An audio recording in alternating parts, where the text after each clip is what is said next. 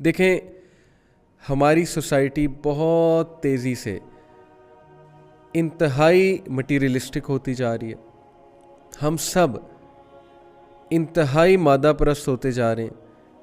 हम उन चीज़ को प्रायोरिटीज़ दे रहे हैं।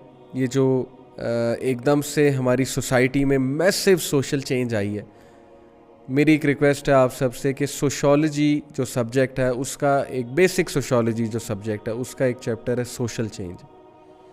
आप सोशल चेंज के चैप्टर में सिर्फ ये पढ़ लें कि जब एक रैपिड सोशल चेंज आती है किसी सोसाइटी में तो उस सोसाइटी में कैसे कैसे प्रॉब्लम्स जन्म लेते हैं और वो प्रॉब्लम्स खुल के हमारे सामने आ रहे हैं। एक तो हमारा जो सोशल फैब्रिक है जिसमें हमारे रिलेशनशिप्स आते हैं, जिसमें हमारी डीलिंग्स आती हैं, जिसमें हमारी कल्चरल चीज़ें आती हैं, वो किस तरह से हार्म हो रही हैं। Just take a look around you और अपने आप से ये सवाल पूछेंगे, क्या इस सारे सिनेरियो के साथ मैं खुश हूँ? डिवोर्सेस बढ़ती जा रही हैं, रिलेशनशिप्स डिटीरियोरेट होते जा रहे हैं, लोग मटीरियलिस्टिक हो चुके हैं, इंतहाई मटीरियलिस्टिक हो चुके हैं। लोगों का तवक्कल अल्लाह, मतलब ये तो चीज़ ही ख़त्म होती जा रही ना। तवक्कल अल्लाह पे जो पुरानी जनरेशन्स का होता था, ये आप छोड़ दें कि तवक्कल क्या चीज़ है या अल्लाह ताला पे रिलायंस क्या चीज़ है। तो इस हद तक नुकसान हो रहा है हमारी सोसाइटी में और हमारा मीडिया इसमें बहुत नेगेटिव रोल निभा रहा है। Because most of the media, जो मीडिया में दिखाया जाता है, जाहिर है कि वो डिक्टेटेड होता है, वो एक एजेंडा के साथ होता है।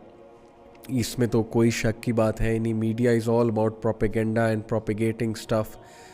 अगर कोई अच्छे डिसेंट लोग बैठे हों तो वो कुछ अच्छा भी दिखा देते हैं, लेकिन जाहिर है कि अगर हमारा मीडिया ही गलत लोग के हाथ में हो तो फिर हमें क्या दिखाया जाएगा, हमें क्या टीच किया जाएगा, वो आपके सामने है। किस तरह से हमारी सोसाइटी गॉड सेंट्रिक से हट के मटीरियलिज्म सेंट्रिक होती जा रही और उसके आफ्टर इफ़ेक्ट्स हम सब सफ़र कर रहे हैं। चाहे वो डिप्रेशन की हालत में हो, चाहे वो एडिक्शंस की हालत में हो, चाहे वो आफ्टर इफ़ेक्ट्स जो है वो रिलेशनशिप्स ब्रेकअप होने की हालत में हो, या वो आफ्टर इफ़ेक्ट्स जो है ओवरऑल सोसाइटी में एक केओस के हवाले से हो। तो इस कॉन्टेक्स्ट में जो आज की हदीस है इंशाल्लाह वो बहुत ज़्यादा आपको काबिल गौर लगेगी और it will give you a lot to ponder about इंशाल्लाह। जो वाक़या मैं सुनाना चाहता था, देखें, मैं अक्सर ये बात करता हूँ, मैंने वीडियोस में बात की है कि मैं आप ही की तरह का एक इंसान हूँ। मेरी वही कमिटमेंट्स हैं।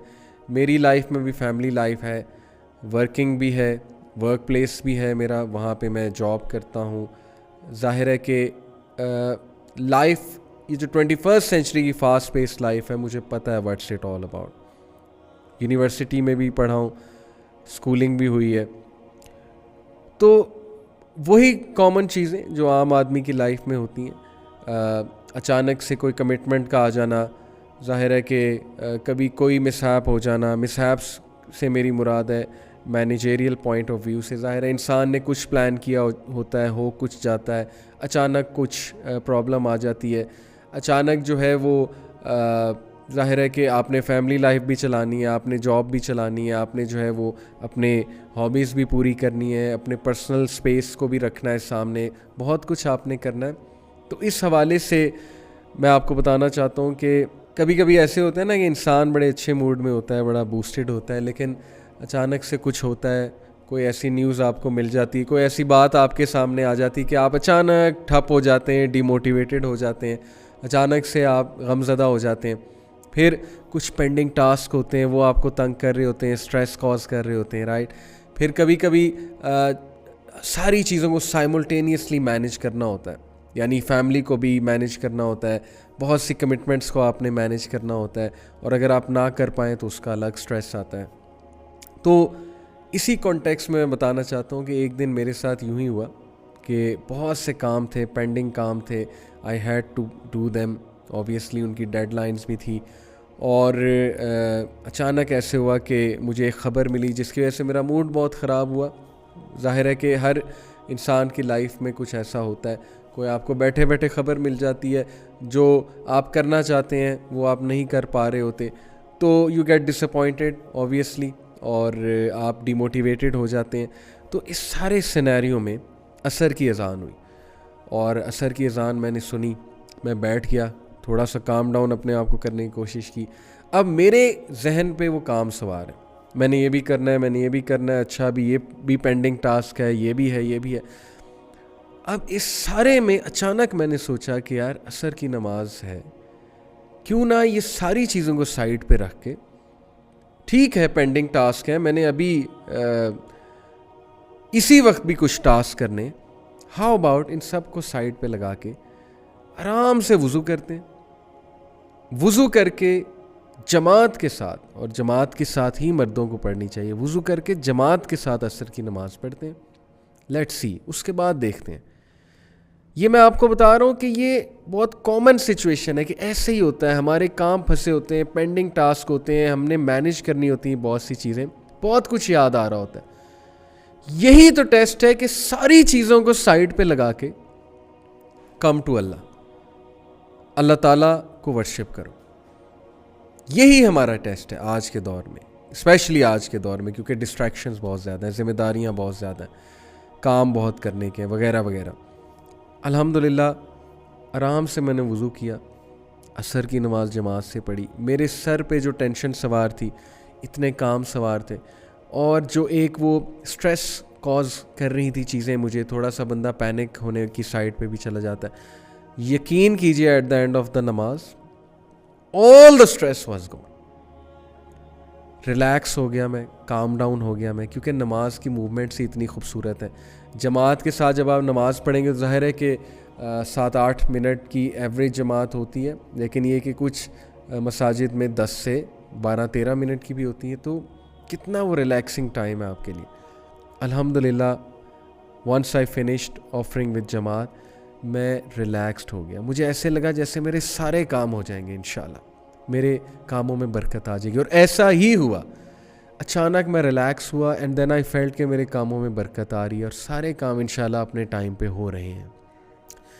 ये सारा वाक़या मैंने आपको क्यों सुनाया, क्योंकि थिंग्स दैट मैटर की क्लास में मैंने आपको शुरू की क्लासेस में बताया था कि वो हस्ती जिसको इग्नोर ही नहीं किया जा सकता, जिसको प्रायोरिटी में सेकंड ही नहीं रखा जा सकता, वो अल्लाह है।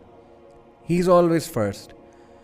हमारी कोशिश ये होती है कि सारे काम करके, पहली तो बात हम में से बहुत से लोग नमाज ही नहीं पढ़ते, अल्लाह उन्हें हिदायत दे, अल्लाह हम सबको हिदायत दे, लेकिन जो पढ़ते हैं वो फिर किस तरह से पढ़ते हैं कि सारे काम करके, सबको राज़ी करके, सबको खुश करके, एंड में कुछ मिनट रह जाते हैं तो अब नमाज अदा कर लेते हैं। और वो भी कैसी नमाज होती है, 3-4 मिनट की, 2 मिनट की, 4 फ़र्ज़, वो भी सिर्फ फ़र्ज़ होते हैं।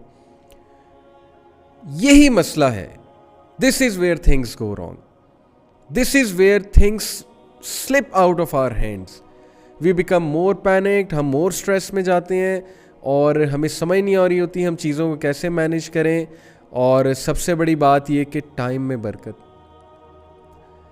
जब इंसान उस हस्ती को वर्शिप कर रहा है जो टाइम का क्रिएटर है, व्हाट डू यू थिंक उसके टाइम में बरकत नहीं डलेगी? जब इंसान उस हस्ती के पास जा रहा है मुलाकात करने आउट ऑफ लव, और अपनी सारी चीज़ों को साइड पे रख के उस हस्ती से मुलाकात करने जा रहा है जिसके कंट्रोल में एक एक ज़र्रा है, एक एक एटम है, व्हाट डू यू थिंक आपके काम नहीं होंगे? व्हाट डू यू थिंक आपका जो टाइम है उसमें बरकत नहीं आएगी? व्हाट डू यू थिंक आप रिलैक्स नहीं होंगे? तो ये क्रक्स है, हमारी पूरी क्लासेस का क्रक्स ये इस एक वाक़े में है। और मैंने आपको बताया, मैं भी एक आम इंसान हूँ, मुझ पे भी सुस्ती छा सकती है, मैं भी अक्सर डिमोटिवेट हो सकता हूँ, मेरी भी वही सारी मसरूफ़ियात हैं जो आप सब की हैं, लेकिन इस सब को साइड पे रख के हमने क्या करना है? हमने नमाज को प्रेफरेंस देनी, हमने अल्लाह सुब्हानहू व तआला को प्रेफरेंस देनी।